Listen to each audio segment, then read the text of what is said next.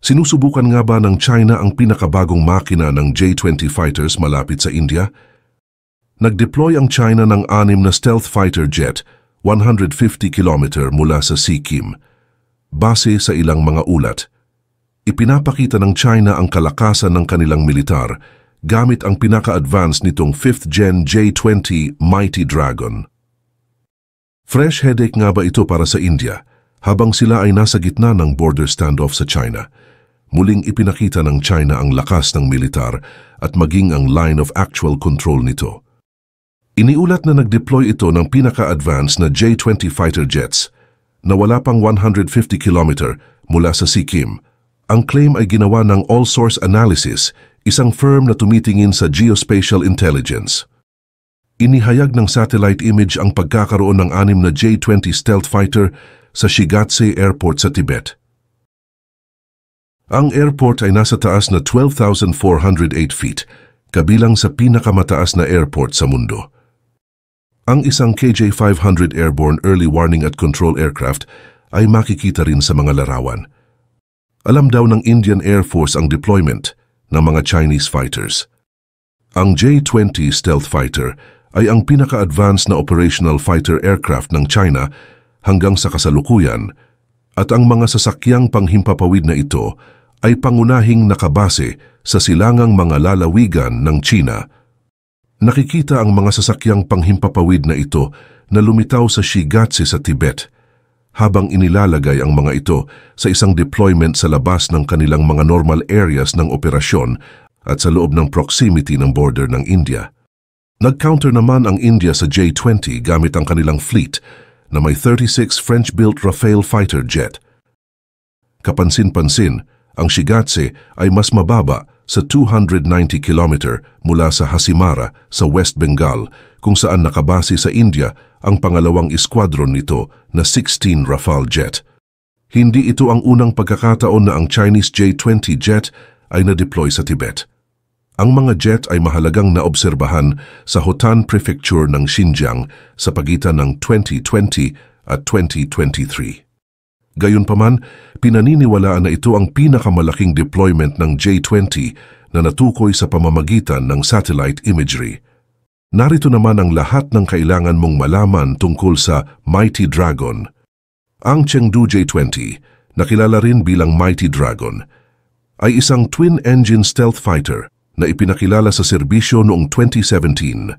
Sa induction ng manlalaban, ang China ay lumitaw bilang ikatlong bansa sa mundo sa Operational Field Stealth Fighter. Ang jet na nilagyan ng hanay ng mga sensor ay patuloy na ginagawang moderno. Ang pangunahing tungkulin nito ay bilang air superiority fighter at nagdadala ito ng pinaka-advanced air-to-air missiles ng China. Patuloy na pinataas ng China ang air power nito sa Tibet at mga lugar malapit sa India sa nakalipas na 5 taon. Ang India sa kabilang banda ay tumugon ng malaki sa pamamagitan ng pag-upgrade ng mga airbase nito. Ang ugnayan sa pagitan ng India at China ay bumagsak pagkatapos ng sagupaan ng Galwan Valley noong Hunyo ng 2020. Umalis muna tayo sa mga kwentong giyera. Pumunta muna tayo sa mga good vibes katulad ng kwento na tutunghayan natin ngayon. Louis Vuitton, isang #1 luxury brand sa buong mundo na may halaga na higit sa $30 billion. Ang kasaysayan nito ay nagsimula noong 19th century at nagsimula sa isang batang walang tirahan na nangangarap magtagumpay. Walang pera o pagkain, nagtrabaho siya sa mga artisan at craftsmen para mabuhay. Halos walang kinikita pero natuto ng iba't ibang skills na nagdala sa kanya sa pag-pioneer ng modernong luggage at pagbuo ng $1 billion na empire. Simula bata pa, walang magawa si Luis kundi magtrabaho sa sakahan ng pamilya. Mula umaga hanggang gabi, nagtatanim at nag-aani siya ng mga pananim, nag-aalaga ng mga hayop at nag-iimbak ng panggatong. Nang mag-10 taong gulang si Luis, lalo pang humirap ang kanyang buhay. Pumanaw ang kanyang ina at hindi nagtagal, nag-asawa muli ang kanyang ama. Ang kanyang madrasta ay kasing sama ng mga kontrabida na mapapanood natin sa fairy tales. Ginawa niyang miserable ang buhay ni Luis at sa wakas napuno na si Luis. Pagkatapos ng kanyang ika-13 kaarawan, tahimik siyang umalis mula sa sakahan at nagpunta sa Paris, walang pera o pagkain. Sa kabutihang palad, nakahanap si Luis ng mga trabaho sa mga artisan at craftsmen na nagturo sa kanya kung paano magtrabaho gamit ang metal, bato, tela at kahoy. Pero wala pa rin siyang natitirang pera para sa tirahan at naging palaboy. Madalas siyang natutulog sa kagubatan na may tanging balabal lamang para magpainit.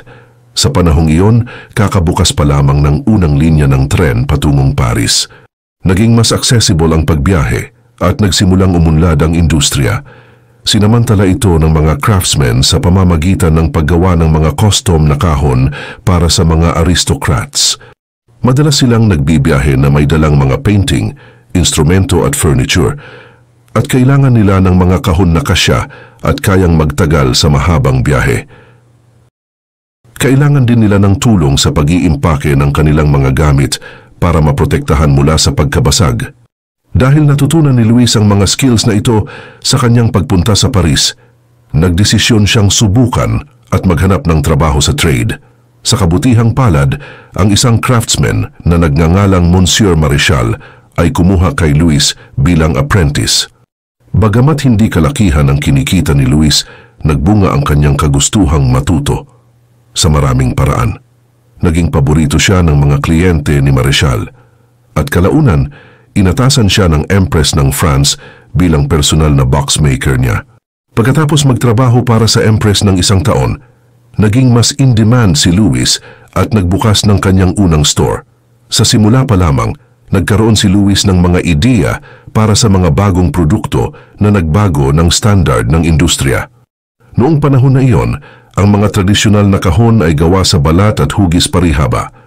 Ang mga takip ay dome-shaped para tumakbo ang tubig sa ibabaw sa halip na tumagos sa balat.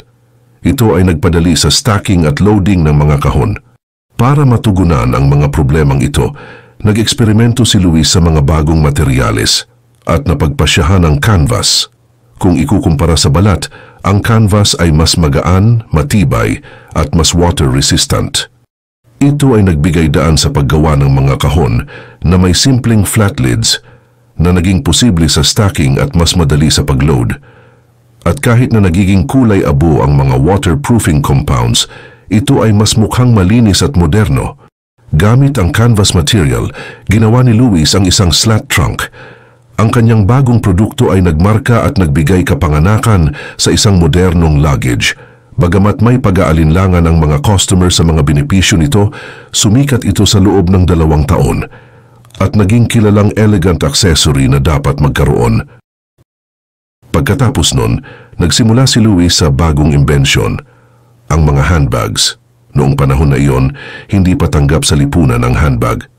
Maraming tao ang nagreklamo na hindi ito elegante, mabigat at maaaring magdulot ng pinsala sa mga kababaihan. Pero naniniwala si Luis na may potensyal ang mga handbags at nagsimulang gumawa ng mga ito gamit ang canvas. Agad itong sumikat at humatak ng maraming demand para sa iba't ibang sales upang ang mga kababaihan ay maaaring ipares ito sa iba't ibang damit. Dahil dito, hindi na makaya ni Luis ang dami ng order at humingi ng tulong sa kanyang anak na si George.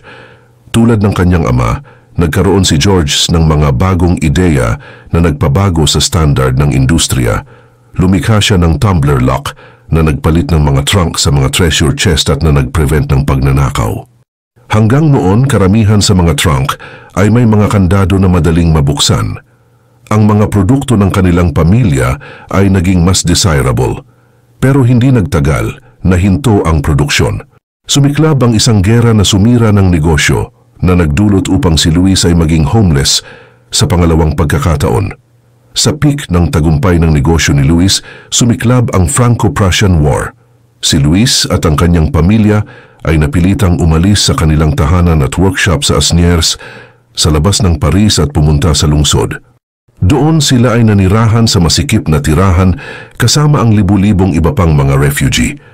Naging napakakaunti ng pagkain na halos mamatay sa gutom ang pamilya Vuitton. Nang matapos ang digmaan, bumalik si Luis sa kanilang tahanan. Sobra siyang nanghina nang makita niyang nanakaw ang kanyang mga materyales at nasira ang kanyang workshop. Gamit ang natitirang ipon, hindi nag-aksaya ng oras si Luis sa muling pagtatayo ng kanyang workshop at paghahanap ng bagong lokasyon ng store. Sa kabutihang palad para sa kanya, bumaba ang mga presyo ng ari-arian dahil sa digmaan. Sinamantala ni Luis ang pagkakataon at bumili ng store sa isang upscale na distrito. Sa loob ng ilang buwan mula sa muling pagbubukas, muling umunlad ang negosyo at dumarating ang mga order mula sa iba't ibang panig ng mundo. Ngayon ay naramdaman ni Luis ang pangangailangang subukan ang mga bago at mas modernong ideas. Sa panahong iyon, sapat na ang advanced technology upang mag-print ng mga custom pattern sa tela. At dahil ang canvas ay isang tela, nagawa ni Luis na gumawa ng isang linya ng mga trunk na may stripe pattern. Ang bagong disenyo ay agad na sumikat. Binigyan nito ang mga tao ng paraan upang mag-stand out at ipakita kung gaano sila kamoderno. Ginawa rin nitong mas mahirap para sa mga peke na kopyahin ang gawa ni Luis. Pagkatapos nito, nakatanggap si Luis ng napakaraming international orders dahilan para magbukas siya ng shop sa London. Ang expansion na ito ay nagdala sa pag-diversify ng kanyang mga kliyente na kinabibilangan ng mas maraming mga royals at explorers. Mula noon, kilala na si Luis bilang tanging designer na ang mga produkto ay makikita sa parehong mga tahanan ng mga elite at sa loob ng mga exotic rainforest. Kalaunan, nagpasya si Luis na maglabas ng kanyang unang catalog upang gawing madali ang pag-order. Isang praktikal na hakbang na siguradong magdadala sa negosyo niya sa magandang opportunity, pero sa loob ng parehong taon, isang hindi inaasahang trahedya ang pumigil sa mga pagsisikap ni Luis. Biglang pumanaw si Luis sa kanyang tahanan sa edad na 72. Ang sanhi ng kanyang pagkamatay ay nananatiling misteryo.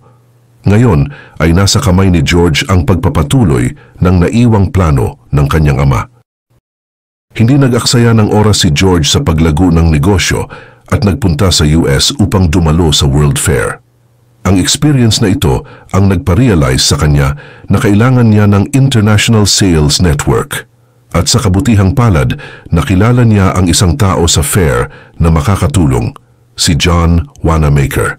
Si John ay nanguna sa konsepto ng department store at nag-imbento ng price tag. Pagkatapos makilala si George, nagsimula siyang magbenta ng LV sa kanyang department store sa New York. Naging una ito sa US na nagdala ng brand. Doon nilikha ni George ang isang monogram bilang alaala sa kanyang ama. Isang floral pattern na may interlocking L at V. Nagulat ang mga customer nang makita ang monogram sa mga produkto. Sanay silang maglagay lamang ng kanilang sariling pangalan o initials sa mga bag. Pero kalaunan, nagbago ang panahon at sumikat ang bagong disenyo. Mula noon si George at ang kanyang anak na si Gaston ay patuloy na sumusunod sa mga yapak ni Luis at lumikha ng mga bagong disenyo.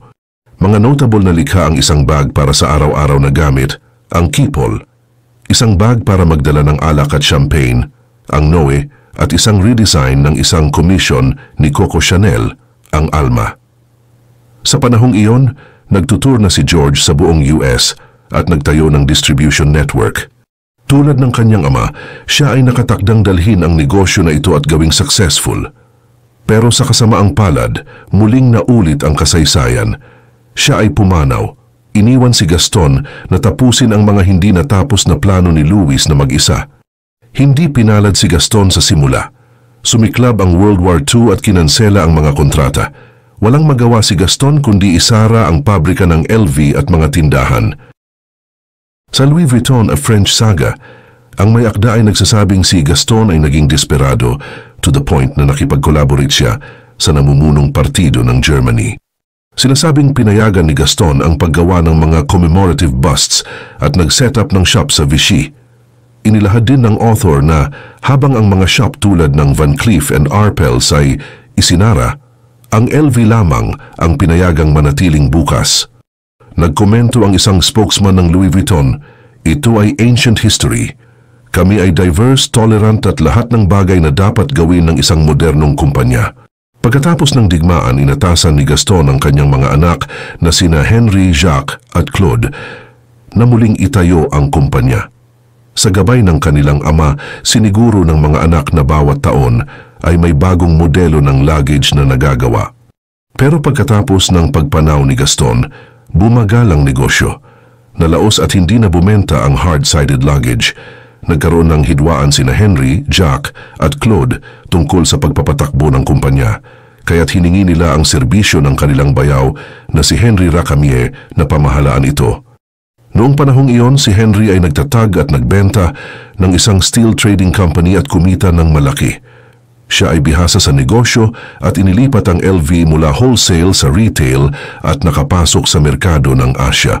Sa loob ng 6 na taon, lumobo ang benta ng LV mula 20 milyon hanggang sa mahigit 260 milyong dolyar.